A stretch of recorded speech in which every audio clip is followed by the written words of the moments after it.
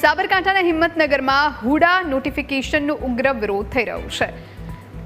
હિંમતનગર અને તેની આસપાસની 11 ગ્રામ પંચાયતોની 19,000 એકર જમીન વિકાસના નકશામાંથી કપાતમાં જતી હોવાથી ખેડૂતોમાં ભારે રોષ ફેલાયો।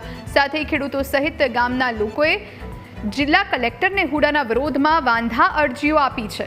કાયદો તાત્કાલિક ધોરણે રદ કરવા રજૂઆત કરવામાં આવી તેમજ આવનાર સમયમાં કાયદો રદ ન થાય તો ઉગ્ર આંદોલનની ચીમકી ઉચ્ચારવામાં આવી છે। આજે હડિયોલ ગામના 2200 ખાતેદારો પોતાની વાંધા અરજીઓ રજૂ કરવા માટે પ્રાંત કચેરી કલેક્ટર કચેરી ઉપસ્થિત છે। ગરમીનો સમય છે, ખેતીનો સમય છે, પણ એક જ મુદ્દો, હુડા હટાવો જમીન બચાવો, હુડા હટાવો પરિવાર બચાવો, હુડા હટાવો ખેડૂત બચાવો, બીજી કોઈ વાત નથી। હુડાની અંદર મારી જમીન જઈ રહી છે। મારો એક ભાઈ તો જમીન વિહોણો થઈ રહ્યો છે। અમે 4 ભાઈ છીએ। અમે વિરોધ અરજી આપી છે। મને એની સામે સખત વાંધો છે।